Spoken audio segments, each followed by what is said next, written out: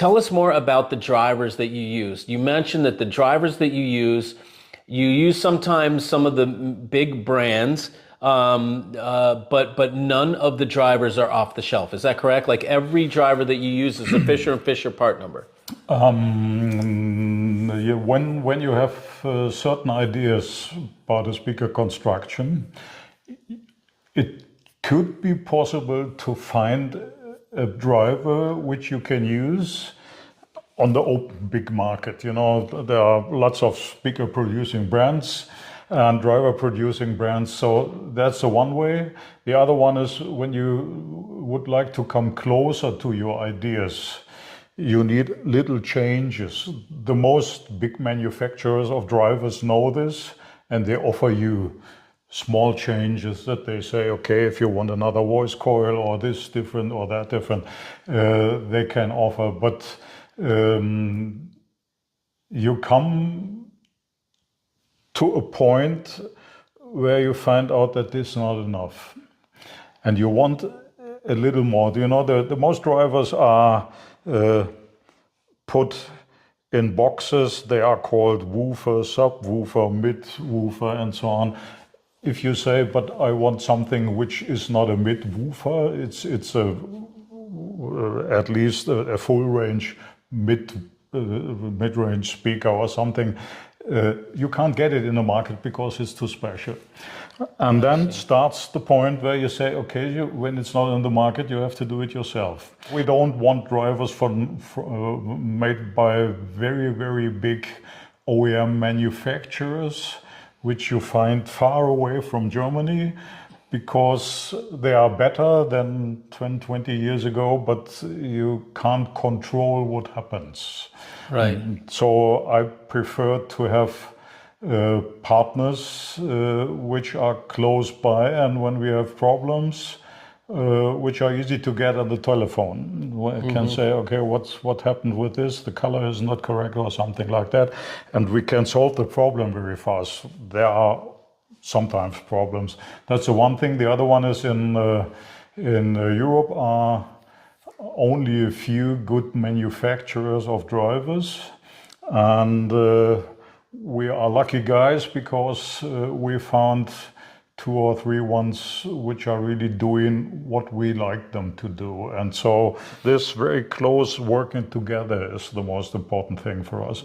So then we have ideas. For example, when we started the actual range of loudspeakers which have the 70 numbers, we introduced the air motion transformers. Yes, the AMT in tweeters. In the high range, the construction and invention of the German physician Oskar Heil, which I met, and was a very, very interesting experience for me as a young man. I suppose, yeah. I don't. That's the Heil, Oskar Heil from the Heil tweeter, right? Absolutely, yeah. And I was impressed by these tweeters from the first day. All the hi-fi guys remember ESS speaker, these drivers, and they were absolutely impressive. So this idea of AMT always drove me in the back. And the highest problem, the biggest problem I've seen was connecting mid-range and these extreme tweeters with each other, so that they are slightly going from mid-range to high range, and you can't hear any kind of break because of driver cones or driver behavior. And so the other reason why we needed special own constructions, because I think that's one of the big advantage which we have is that the mid-range and the AMT drivers really work together. They really work together as if they were one driver. Yes. And that's for us the most important thing, but because that's a next step to my goal to make real music with an hi-fi setup. And that works very good. Yes, it certainly does. Meanwhile, Fischer&Fischer is not one of the real big players in the world. It's impossible. You have seen how they will be produced. Oh yeah, Each piece by hand. There's no way you can do it in high volume. You can't. can't. You can't push the button of the machine and say run faster. We need Right. 1,000 more cabinets. No. That's not possible. So the amount of speakers which we can produce is limited. Yes. And that means that when the whole thing started, no driver manufacturer was interested in Fischer&Fischer because they said, what do you need? 50, haha. Yeah, right. Yeah, exactly. Meanwhile, Fischer&Fischer is, I think, famous enough that the OEM driver producers like to work with us. Oh, sure. Yeah. That's the big problem which we solved years ago because they said, oh yes, we would like to work with Fischer&Fischer. Yes. And that's the thing which what makes a little proud to tell the truth, because it shows, okay, we got it. Yes. Yeah. And they probably like to work with you because you're innovating some things. I saw a driver, which we won't talk about, right? That you showed me. That we won't show around. That we won't show. But let me tell you. What driver do you mean? I've never seen anything like this. I think it's a a first. driver is this part which you use when you play golf. A golf club. I'm speaking about a golf club. I know, Yes, so they must love doing projects like that because you're innovating, you're thinking outside the box, you're doing things that not everybody is doing. So that must be fun for them. Well, most people would say, Michael, you are too old for that job. If I would a normal worker somewhere, I would be out of business for a long time. But when Mike Jagger goes on the stage with 81 or 82, meanwhile, everybody say, hey, great, he's doing it again. So, you know, when you do a creative job, you never give it up. Yeah. You never give it up. You're right. A musician will never give up to play his music. A writer will write his stories and his books. A painter will paint till he falls down. And that's the same with a hi-fi guy, with a real hi-fi guy. And I'm very long in the business. You remember, I only look that young. But That's right. I'm really long in the business, but I still have this young man feeling when I get something new amplifier, a new driver, something which I didn't know before. I open the box, I take it out, my hands are wet. Then I take it, try not to make fingerprints on it, and I said, oh, great, what is it? Great. So as long as I got this drive to do these things, I will do it. Yeah, God bless you, because without folks like you, just like the guys we saw in the mines today, we were in the mines, and I'm thinking to myself, like it's amazing that there's men that will do that job, like they're willing to do it, and go down into the depths. We went down into the earth and deeper into the earth. We were 400 feet down, and with these machines and granite, you know, they've tunneled down in there. You're like, wow, what a crazy environment. But they're pulling stone out of the earth, and then it's where the speaker begins from that, what we saw today. And all along the whole pathway, we get to you, we get to Gunter that works in the back, and I'm asking myself, thank God that these guys want to do this, because if they didn't want to do this, we wouldn't have these wonderful products. So the most crazy guy is Thomas. Thomas Fischer started it. And he said, hey, why don't we use that Slate which my mother is producing in their mines? And he never gave up. He never gave up. And many people said, oh, why don't you use any wooden plates, or that will be much cheaper and easier to do. Thomas never gave up, and when you talk with him today, he will tell you it's the best material. It's my home material because he was born here upon the mountain, and when you look around, all the houses are made with slate clovers on the roofs, or the floors are made with this. And you can see older houses, they have, for example, stairs which made of slate. You can see they are 500 years old. Yes. You can see that generations of people step on it, so they are not straight anymore. Scalloped, yeah. But that's without the physical view to this material. It is the material in which the people are born in here in that region. Yes. And that's the reason why Thomas is still loving slate. His heart is there. And Thomas is sometimes what you don't see, what I don't see. Thomas looks on a plate or on a finished cabinet and said, "This is a really nice one." And I say, "Why?" They said, "Yeah, look, the surface and the color and how the light is doing shadows and so on." So he really loves it. So that's one of the main reasons. And if you look at the kind of work, and it's the only way to produce these cabinets, to glue them, to stick them, to cut the surfaces and so on.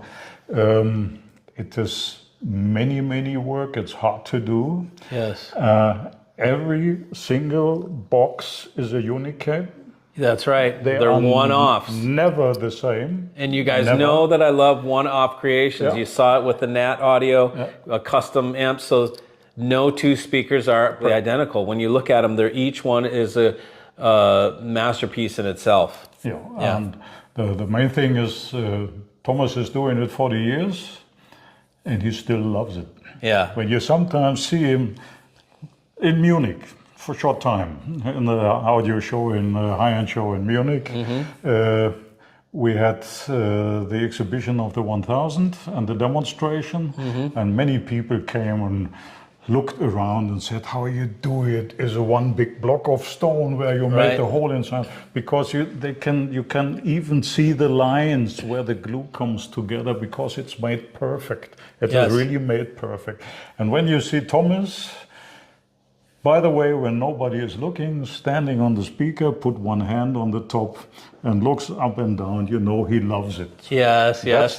I think these hard blood, that's important to do a good product. Sure. And the people outside, they hear that this is made with this deep energy. And it's intention. We love what we do, and we sell to the people what we really would like to have ourselves. Yep. Yeah. Absolutely.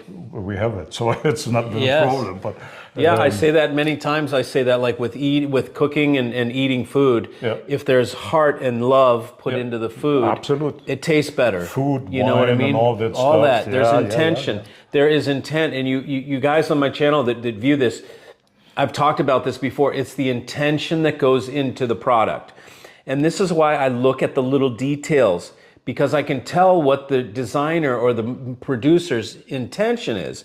If there's cheap things, their intention is profit. Their intention is high volume and profit. If you see steps that are hard to do, that take time, that are expensive, then you know their intent is excellence. And then everything else stands aside. That's one of the problems of our business from my point of view. The first decision to like it or not is the looks, the designs. The looks, right. And the people come to the show and they say, "Oh, great, was it that?" They don't ask about the more important question, how does it sound? Right. How good it is. What is the price is one of the later questions. But first of all, the first 2 seconds is the impression of the looks. Yes. And the problem is, when you are guided only by the looks, it could happen that you don't like that stuff after a short time, because looks is gone. Then when you are used to the look, you don't care about it. I always tell the people, when you see the first time that the dust is laying on your things because you don't clean it every day, you are used to it. And then it's only important, does it work? Does it do the job? Is it doing the job or not? And that is listening to music. And at least the idea must be, forget the looks, forget the setup, listen to music. Yeah. My advice for everyone, please listen to music and don't gather hi-fi stuff. Keep it if it sounds. Yeah, just keep it if it sounds good. Don't buy with your eyes. I mean, anybody can do whatever you want, but don't expect, if it looks really good, it doesn't mean it sounds really good. And a lot of times the impulse response to buy something is done visually, and marketers know that. So there's certain brands of speakers, you guys know which ones, I won't even say their names, but right off the bat, you look at them and they're so amazingly stunning, and they're just really visually stunning. Yeah, and you look at them and the build is great, but you listen to them and you're like, I just don't get it. But boy, do they look Unique. beautiful. Yeah, Unique. yeah. You see I it think time you and time again. You haven't been there. You have been there, but you listen to all the music. Yeah, Yeah. yeah. And sometimes you are positive surprised. Oh yes. And sometimes, and from my point of view, in several demonstrations, I was really disappointed. Yeah. And sometimes I was really angry because I said, guys, you're talking about €1 million for this setup and you don't care about if the customer likes it or not. Yeah. Because they just placed it there. And I talked to someone who made a really expensive speaker and asked him, are you satisfied with your demonstration here in this room? And he said, no. And I said, why don't you change it? He said, we're only building 20 pairs and they are sold. That's it. They don't care. Yeah. That's it. So the question is, and that's okay, it's far over our basic theme, but we are small brands, many small brands in the world market, which are really caused by the idea to make real good products that many people can buy and can listen to music if they want 20 years and more. Yeah. And on the other hand, there are brands in the market which are caused by the interests of capital investments and return of investments and money things. So I can imagine that very expensive things can sound very good, but it's not sure that they do. Right. Yeah. So you can't trust the price. You can't count on money buying you good sound. You still have to know which brands to choose and why. And so a lot of the videos that I do, I take you into factory tours like this. We look inside the product. I show you the details of how it was built. I show you the inside wiring, how the things are joined and the sheet metal and all this stuff. So I can help you to see what's worth it and what's not. Some of these things it's a charade. But here at Fischer & Fischer, there is very much integrity, very much heart. This is the soul of the people from the area. The granite was, it's 15 minutes from here, 10 minutes drive from here, that we went down into the earth. And so this is real. And all it seems like the drivers are all German or close, and Mundorf components in the crossover, that's German Mundorf, or German made in Germany wiring I saw inside. It's almost down to, there's, almost 100% German product, local made, handcrafted product. So I think it's really a fantastic brand.